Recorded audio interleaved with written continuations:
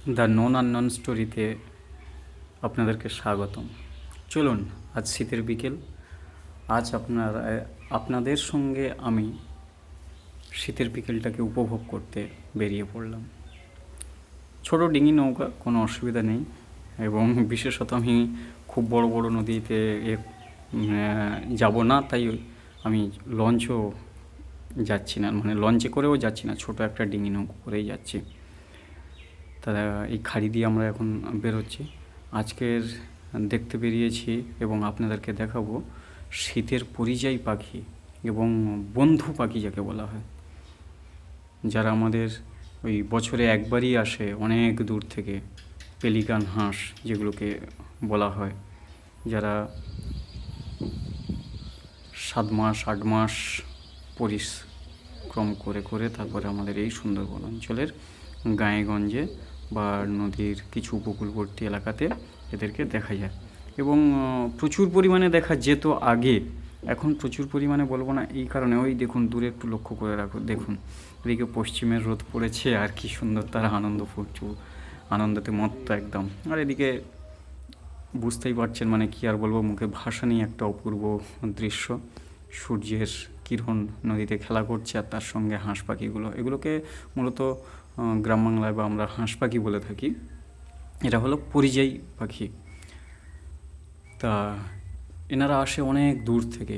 এদেরকে কেন আমি বন্ধু পাখি বললাম, এনারা আমাদের পরিবেশের এবং সুন্দরবনের বাস্তুতন্ত্রতে এত এত পরিমাণে আমাদেরকে উপকার করে এবং এখানকার মানুষজনদের উপকার করে, আপনারা মানে ভাবতেও পারবেন না যে এদের এত গুণ ভাবাই যায় না। নদীতে যখন বাস্তুতন্ত্র বা সালোক সংশ্লেষের সমস্যা হয়, এরা কিছু শ্যাওলা এবং বিষাক্ত কিছু কীটপতঙ্গ খায়। ওই দেখুন ঝাঁকে ঝাঁকে উড়ছে। আমি সাইড দিয়ে যাচ্ছি তো ডিঙি নৌকো নিয়ে, আমি এবং আমার পার্টনার বন্ধু ওই ডিঙি নৌকো নিয়ে যাচ্ছি। ওরা করছে, ওরা একটু নিস্তব্ধ নিরালাতে থাকতে পছন্দ করে। আবার কিছু ঝাঁক এখানে দেখাচ্ছি, ওই দূরে দূরে ঝাঁক উড়ে উড়ে আসছে। হ্যাঁ, এই সন্ধ্যার টাইমে এদেরকে প্রচুর পরিমাণে দেখা যায়। এখন একটু মানে যা দেখছেন অনেক, তাও হচ্ছে কি আমি বলবো কম, কারণ আমার দৃষ্টিশক্তিতে বা আমি যেগুলো দেখেছি এর থেকে আরও অনেক অনেক চতুর্গুণে বেশি। হ্যাঁ, এটাই এইভাবে বসে আছে অনেকটা দূর পর্যন্ত। অনেকেই বসে আছে, প্রচুর বসে আছে। এরা বিশেষত মারা গেছে এই কারণেই বা কমে গেছে, চাষের জমিতে যে নতুন রোয়া হয়, ওই রোয়ার সময় এরা কী করে চাষের জমিতে যায় চাষি বন্ধুদের উপকার করতে। আপনারা জানেন কি জানি না, বা শুধু দেখেন যে পরিযায়ী পাখি বেশ ভাসছে করছে, না, এরা আমাদের চাষের কাজে প্রচুর পরিমাণে সাহায্য করে।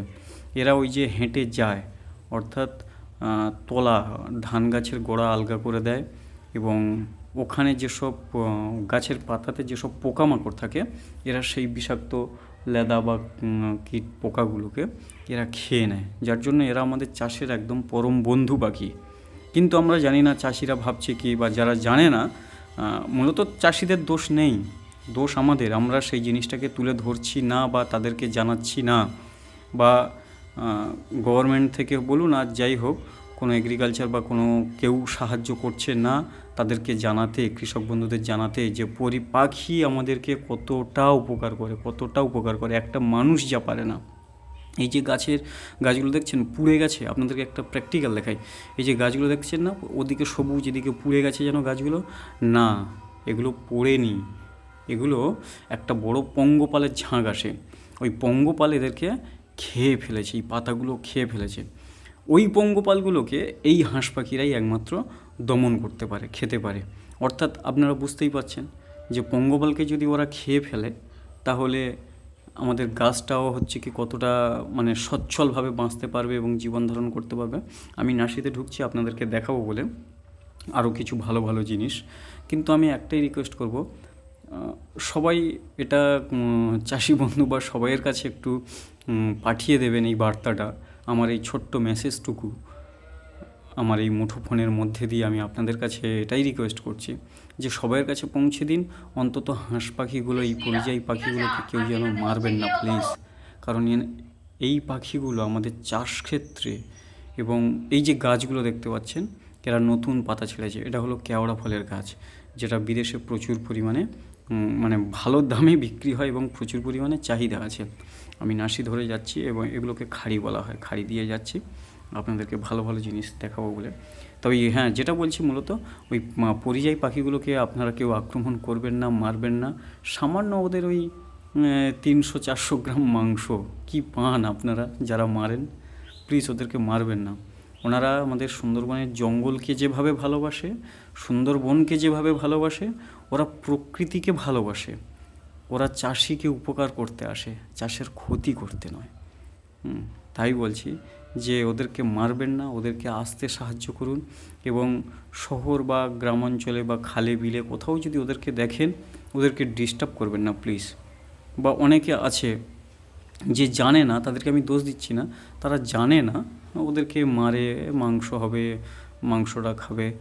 কোনো দরকার নেই, কোনো দরকার নেই। গভর্নমেন্ট জানলে মানে চুরিচামারি করে যদিও এইসব এদেরকে মারে, হত্যা করা হয়, গভর্নমেন্ট জানতে পারলে আপনাদেরকে তো একটা কড়া শাস্তির মধ্যে ফেলবে। সে কারণে আপনারা ওই সব কিছু করবেন না। আমি একটু দেখাবো ওই যে পঙ্গপালটা কত বড় আকার ধারণ, মানে ওরা কত বড়, একটা গাছকে নিমিষে শেষ করে দিতে পারে। মনে আছে যে খবরে বলেছিল গত বছর, যেরকম বিহার উড়িষ্যার দিকে যে পঙ্গপালের ঝাঁক আসছে, মানে মাঠকে মাঠ সবজি উধাও করে দিচ্ছে, এগুলো সেই পঙ্গপালের ঝাঁক। যারা ওদিকে খাদ্য ঠিকঠাক না জোগাড় করতে পেরে সুন্দরবনের দ্বীপাঞ্চলের দিকে হানা দিয়েছে এবং এই যে গাছের কচি পাতাগুলো, এগুলো নতুন গজিয়েছে, এই পাতাগুলো একদম মুড়িয়ে খেয়ে নিয়েছিল, যেন আগুন লেগে গেছে জঙ্গলে। এই রকম একটা পজিশন ওরা তৈরি করেছিল ওই পঙ্গপাল। কিন্তু ওই পঙ্গপাল কেউ রোধ করতে পারেনি। সরকার অনেক কিছু চেষ্টা করেছিল, পঙ্গপালকে রোধ করতে পারেনি। পেরেছিল কি? পারেনি। মানুষ কীটনাশক এটা ওটা নানান রকম পদ্ধতি চেষ্টা করেছিল, পারেনি। কিন্তু ওই সামান্য হাঁস পাখি, যে পাখিকে দেখালাম, ওই পাখি একমাত্র পেরেছিল ওই পঙ্গপালকে দমন করতে, অর্থাৎ একে অন্যের পরিপূরক। সে কারণে ওদেরকে মারবেন না এবং ওদেরকে আমাদের এদিকে আসতে সাহায্য করুন। ওদেরকে ডিস্টার্ব করবেন না, ওদের বসত বাড়ি ভাঙবেন না। একটু জঙ্গল দেখায়, এই যে ভিতরে জঙ্গল দেখতে পাচ্ছেন একটু হলুদ টাইপের, এই গাছগুলো সব কচি পাতা ছেড়েছে এবং ভিতরে জঙ্গলের ভিতরে এটা নর্মাল, এখানে হচ্ছে কি বাঘ বা নেই। এটা লোকালয়ের যে সাইডের যেসব জঙ্গল বা এমনি যেসব নদীতে সাধারণত মাছ চিংড়ি ধরে, সেই জঙ্গল। এখানে কিছু বানি, গোরান, গেঁয়ো, খোলসে, মানে যে যতগুলো পারবো সেসব গাছগুলো দেখাবো।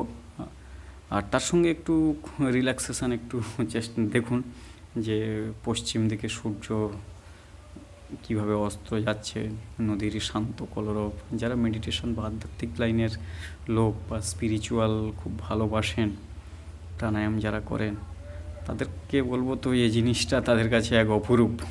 আপনারা জানাবেন আমাকে যে আপনাদেরকে আমি ঠিকঠাক তথ্য দিতে পারছি কি না। আমি যতটুকু জানি, আমার যতটুকু অভিজ্ঞতা, আমি সুন্দরবনকে নিয়ে যতটুকু পড়াশোনা করেছি বা আজও পড়ছি, গৌতম গুহ এর বই এবং আরও বড় বড় উপন্যাসগুলো নিয়ে, যে সমুদ্র যেমন শান্ত হয়, কখন শান্ত হয়, কখন তার কী রূপ, কখন সে মায়ের আঁচল, কখন আবার জটাধারীর জটা ভেঙে যে ঢেউ। এই আমার দুই পার্টনার, একজন ক্লান্ত, আমার ইয়ে নেই, আমি তো এগুলোতে উপভোগ করছি এবং আপনাদেরকে তথ্য দিচ্ছি।